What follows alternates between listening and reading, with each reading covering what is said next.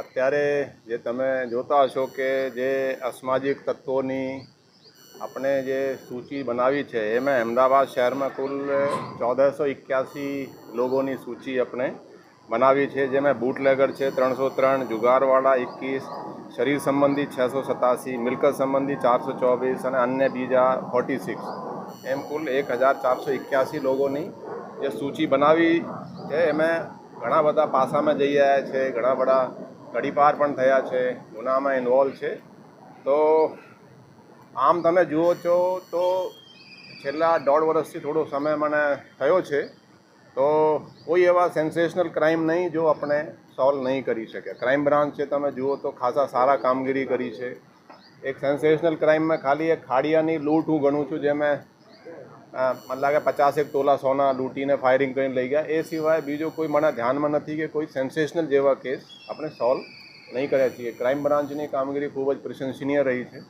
CCTV બીજા રાજકોટમાં જુઓ તો અહીંયા હેક થયા, અહીંયા આપણે ત્યાં હેક થયા ને આપણે સોલ્વ કરી દીધા ઘણા બધા કેસો. પણ જે આપણા કોર પોલીસિંગ છે, કોર પોલીસિંગમાં દાખલા તરીકે હું જ્યારે અહીંયા ડીસીપી ક્રાઇમ હતા ત્યારે દર સન્ડે ગુનેગારોને બોલાવતા અહીંયા.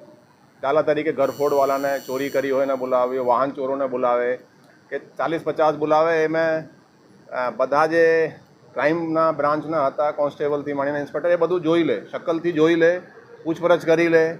તો એ છેલ્લા 10-12 વર્ષથી આ બંધ થઈ ગયું. એટલે આ જે અમે જુઓ છો અત્યારે અમે જે એ રીતેના અહીંયા પણ સ્ક્વાડ જે હતા એ પણ 10-12 વર્ષ પહેલાં ગમે કોઈ કારણસર ઝોન વાઇઝ કરી દીધા. એટલે પહેલાં જ્યારે હું હતો ત્યારે ઘરફોડ ચોરીનો સ્ક્વાડ હશે, ચોરીનો સ્ક્વાડ, ચેન સ્નેચરની સ્ક્વાડ, એ જુદા જુદા ઓર્ગેનાઇઝ ગેંગનો સ્ક્વાડ. તો એની જગ્યાએ ગમે કોઈ કારણ આપ જોતા હશે, એવો નહીં કે ક્રાઇમ એટલે ઝોન વાઇઝ કરી દેતા, ઝોનવાળાના જ એ બધા કામ એ જ જુએ. તો એ નહીં કરતાં જે પહેલાં હતા એના ફોકસ હોય આખા. દાખલા તરીકે કોઈ ચોરી એવું નહીં કે એક ઝોનમાં ચોરી કરે તો બીજામાં નહીં કરે. એટલે એ રીતેના આપણે થોડું સ્ટ્રક્ચરલ ચેન્જીસ પણ ક્રાઇમ બ્રાન્ચમાં લાવ્યા છીએ.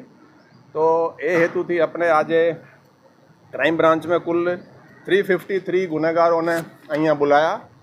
એને આપણે થોડું પૂછપરછ કરી, થોડા આપણી પોલીસની ભાષામાં કીધું કે ભાઈ તમે થોડું ગુનાખોરી છોડી દેવાનું.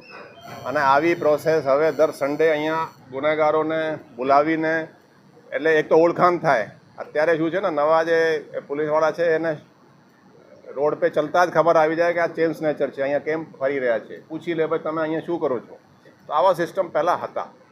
તો આપણે એને રિવાઇવ કરવા માટે એક આ આપણા એફર્ટ્સ છે. આ સિવાય અત્યારે જે બીજા જે પણ ચાલી રહ્યા છે, પોલીસ ખૂબ જ એક્ટિવલી કામ કરી રહી છે, ચાહે નાઇટ રાઉન્ડ હો કે બીજા ગુનેગારોને શોધવા, પકડવા, એના વિરુદ્ધ અટકાયતી પગલાં લેવા, પાસાની કામગીરી પણ સારી થઈ રહી છે. તો અમે અપેક્ષા છે કે ઓર પોલીસ જે છે વ્યવસ્થિત કામ કરશે અને ગુનેગારોને થોડું કાયદાનો ડર લાગે એવી રીતે પોલીસ હવે કામ કરશે. સર, એવું કહી શકાય અમદાવાદ બ્લાસ્ટ જેવી મોટી ઘટના ગુજરાતમાંથી ત્યારે પણ આ પ્રકારે પોલીસ એક્ટિંગ થઈ અને એક યાદી બનાવીને આ પ્રકારની કામગીરી કરી હોય તેવું એ વખત પણ નહોતું. લાગે છે કે અત્યારે કંઈક વિશેષ રીતે શું કારણ શું છે? નહીં, આજે મેં કીધું કે થોડું જે છે ને કામનું ભારણ પણ વધી ગયું, સોશિયલ મીડિયા આવી ગયા, ટેકનિકલ એનાલિસિસથી સીસીટીવીઓ પહેલાં જે બધું નહીં હતું એ નવા ચીજો આવી ગયા, તો કદાચ ફોકસ થોડું શિફ્ટ થઈ ગયું. પણ આ પણ એક ઇમ્પોર્ટન્ટ છે. જેસે પહેલાં એન્ટી વાયોલન્સ સ્ક્વોડ થતા હતા, એટલે કોઈ પણ લુખાગીરી કરે, 2-4 ગુનાઓ કરે તો એને અહીંયા બોલાવીને એને પૂછપરછ કરતા, ભાઈ તમે શા માટે આવું બધું કરી રહ્યા છો. ગુજરાતના ઇતિહાસમાં પ્રથમ વખત આ પ્રકારનું આયોજન કરીને પોલીસ કામગીરી કરતી હોય એવું કહી શકાય ખરું? ના, એ પહેલાં પણ થતા હતા. પહેલાં પણ મેં કીધું કે દર સન્ડે તમે જૂનાથી માણસોથી પૂછશો તો દર સન્ડેના રોજ અમુક ગુનેગારોને બોલાવે અહીંયા જ, અને એને બધા આપણા પોલીસના માણસો જોઈ શકે. અને થોડું એ ભાઈ એમને તો પોલીસવાળાને ખબર હોવી જોઈએ કે ભાઈ કે આ ઘરફોડ ચોરી એ ક્યાં રહે છે, એનો ઘરની પણ ખબર હોય, જઈને ક્યાં રહે છે, એના ઘરમાં કોણ કોણ છે, એ શું કરે છે, એની આવક શું છે. તો એ થોડું એને એક્ટિવ કહી શકાય કે આપણે ટ્રેડિશનલ પોલીસિંગમાં પણ થોડું આપણે ધ્યાન વધારે આપવામાં આવશે. ખાસ કરીને ક્રાઇમ બ્રાન્ચ જ્યારે સારું કામ કરી રહી છે, સરકાર પણ કટિબદ્ધ છે ખાલી જગ્યાઓને ભરવા માટે. શું માનો છો તમારી દ્રષ્ટિએ જો સંખ્યાબળ વધશે તો આ પ્રકારની ગુનાખોરીને રોકવા માટેના પ્રયત્નો કેટલા વધારે સફળ આગળ જો જે ખાલી જગ્યાઓ છે છેલ્લા તમે જુઓ 10 વર્ષમાં કે 15 વર્ષમાં જેટલી ભરતી ગુજરાતમાં થઈ છે, સરકાર દ્વારા જેટલી ભરતી પોલીસમાં થઈ છે એવી કદાચ ઇન્ડિયામાં શાયદ કંઈ બીજી જગ્યાએ થઈ છે. હું પણ ભરતી બોર્ડનો ચેરમેન રહી ચૂક્યો છું. લગભગ 24,000 જેટલા પોલીસ કોન્સ્ટેબલની તો મેં ભરતી કરી છે. 24,000 એટલે કે ગુજરાતના 20% પોલીસવાળા. એટલે તમે જુઓ તો યંગ ફોર્સ છે, અત્યારે યંગ ફોર્સ છે અને એને આપણે મોટિવેટ કરવા, એને એન્કરેજ કરવા, એનાથી વધારે કામ લેવાની આપણે ફરજમાં આવે છે. એટલે જોશથી કામ કરશે અને કરશે, એ લોકો કરી રહ્યા છે અને વધારે સારી રીતે કરશે. સર, ડિમોલિશન થયું, ડિમોલિશનનું કામ તો કોર્પોરેશનનું પણ બંદોબસ્તનું હોય, પણ જે ગેંગસ્ટરો છે એમના સામે ગુસ્સી ટોક છે, પાસા છે, કઈ રીતની કાર્યવાહી હવે હાથ ધરવામાં આવશે ગુનેગારો ગેંગસ્ટરો સામે?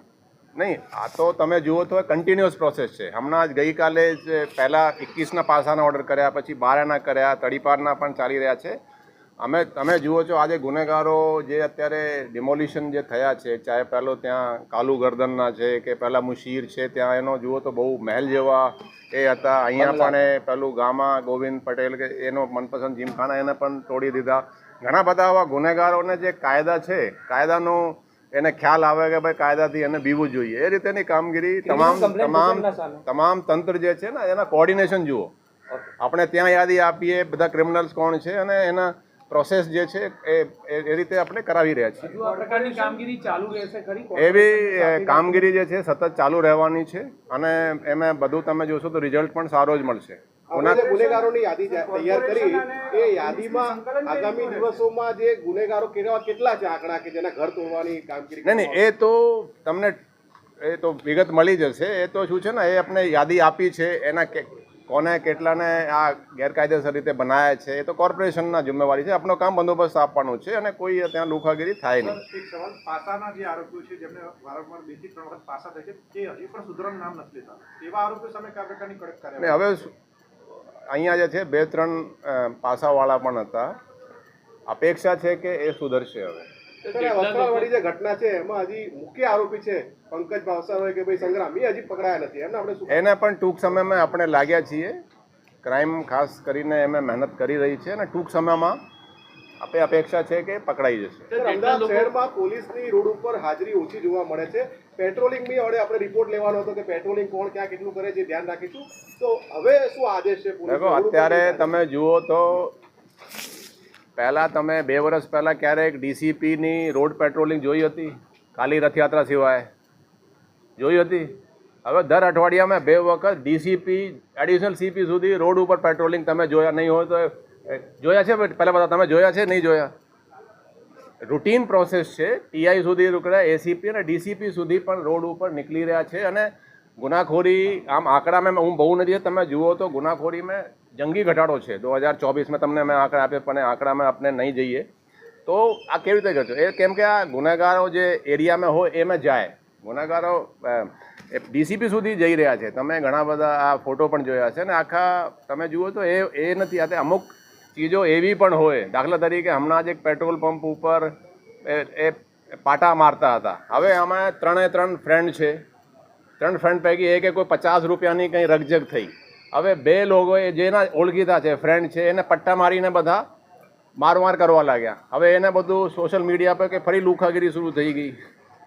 હા, અમે શું લુખાગીરી છે ભાઈ? આ 3 ફ્રેન્ડ છે, કોઈ આ ફર્સ્ટ ટાઈમ. પછી એમને પોલીસ કાર્યવાહી કરી, એફઆઈઆર નોંધી. કહેવાનો મતલબ આ છે કે સોશિયલ મીડિયા પણ થોડું આપણે એ છે ને તરત જ આપણે રેસ્પોન્સ પણ કરી રહ્યા છીએ. પહેલાં તમે જુઓ તો પહેલાં આપણે રેસ્પોન્સ નહીં કરતા હતા. હવે સોશિયલ મીડિયા પર આપણે રેસ્પોન્સ કરીએ અને કાર્યવાહીમાં જુઓ તો દરેક જગ્યાએ સુધારા થઈ રહ્યા છે. સર, એ વચ્ચે રીલ્સ બનાવે છે અમુક લોકો ગેંગસ્ટરની, અને એના પર કઈ રીતે સાયબર ક્રાઇમની નજર રહેશે? દેખો, આમે કોઈ ગુનાહિત જણાશે તો પોલીસ કાર્યવાહી કરી રહી છે. કોઈ રીલ બનાવે, કોઈ કોઈ લાગે છે કે ટ્રાફિકના વાયોલેશન છે, એમાં જો ગુનાહિત દેખો પોલીસને કોગ્નિઝેબલ ગુનો નોંધવાની એક કાર્યવાહી કરી રહી છે અને કરશે. સર, તમે એવું કહો છો કે ગુના ઘટ્યા છે, પણ વાસ્તવિકતા એવી છે કે ફરિયાદ જ પોલીસ લેતી નથી. 10માંથી 9 ફરિયાદી પાછા ફરે છે. દેખો, એવા છે પ્રશાંતભાઈ, પોલીસ કમિશનર 12 થી 2ની વચ્ચે ઓફિસમાં બેસે છે અને બધા જ લોકો મળી શકે. શરૂઆતમાં બહુ વધારે લોકો મળતા હતા, ખાલી ફોર્જરી અને ચીટિંગના કેસો કે અમુક સિવિલ કેસો લાગે કે અમુક એવું નહીં કે પોલીસના હાથો બનાવીને પૈસા પડાવવા માટે કે એવું પણ અમુક લોકો આપે. બાકી કોઈ એવા હોય કે જેની ગુના બન્યા હોય, કોગ્નિઝેબલ ગુનો લીધો નહીં હોય એવું દાખલા નથી. એવું એટલે કોઈ આવે તો અત્યારે છેલ્લા મને લાગે 1 વર્ષમાં કોઈ મારી પાસે એવું નહીં આવ્યું કે કોઈ ગુનો બન્યો હોય અને પોલીસે નોંધ્યો નહીં હોય. સાહેબ, સવાલ અમુક એટલો જ છે કે તમારા સુધી કોઈને આવવું જ ન પડે, થાણામાં જેની નહીં આવા ક્યારેક હોય તો મોકલવાનું, આપણે પગલાં લઈએ. ઇન્કવાયરી પણ આપી છે, 1-2 શરૂઆતમાં હતા, ઇન્કવાયરી આપી છે અમે અને દર વખતે સૂચના આપીએ. તમે કોઈ પીઆઈને પૂછો કે દરેક ક્રાઇમ કોન્ફરન્સ ગુનો કોગ્નિઝેબલ બને એફઆઈઆર પોલીસે નોંધવી જોઈએ. એવું નહીં કે ખોટી એફઆઈઆર તમે કોઈ ક્રિમિનલના કહેવાથી કે કોઈ પણ કારણ સબબ નિર્દોષને ફિટ કરી દો, એવું પણ નહીં. અમુક એવા પણ આવે કે ઓળખીતા હોય મારા એને ખોટી રીતે કરે, પણ સાચી રીતે પોલીસ કાર્યવાહી અત્યારે કરી રહી છે. સર, અત્યારે જેટલા લોકો પકડાયા છે એમાંથી how many they are involved in crime recently? એ પહેલાના જ કેસીસ છે 2-2.5 વર્ષ? એ મોટા ભાગે મેં જોયા તો પૂછ્યું મેં, 50 વર્ષથી જૂના એક પણ માણસ પાસાવાળું નહીં હતું. મોટા ભાગે આ 45-40થી નીચેનો જ છે. આજે જે ક્રિમિનલ્સ છે એ યંગસ્ટર્સ વધારે છે. ક્રાઇમમાં ક્યારે હતા? 1.5 વર્ષ પહેલા, 2 વર્ષ પહેલા? નહીં એ તો કહી શકીએ કે જેને બધા 3 વખત પાસ થઈ છે, કદાચ 10 વર્ષ પહેલાં થઈ ગયો, 2 હમણાં થઈ ગયો. એટલે આ જે ક્રિમિનલ્સ છે મોટા ભાગે રિસેન્ટના જ ગણીએ આપણે, છેલ્લે 4 વર્ષના આપણે લીધા છે. Sir, as you var saying કે અત્યારે ડીસીપી પેટ્રોલિંગ કરતા દેખાય છે, કાં તો ક્રાઇમના બેઝ ઉપર સ્પોટ્સ હતી, હવે ઝોન બેઝ ઉપરથી. So do you see any lapse in policing? નહીં એવું નથી. કદાચ એ લાગ્યો હશે કે ભાઈ આ ફોકસ ઝોન ઉપર કરીએ. એમાં એ નથી કે કંઈ મેં જ્યારે કીધું કે સેન્સેશનલ ક્રાઇમ કોઈ એવા છે તમને ખ્યાલ હોય કે 1.5 વર્ષમાં કે આપણે સોલ્વ નહીં કરી શક્યા, કોઈ પણ એવા હોય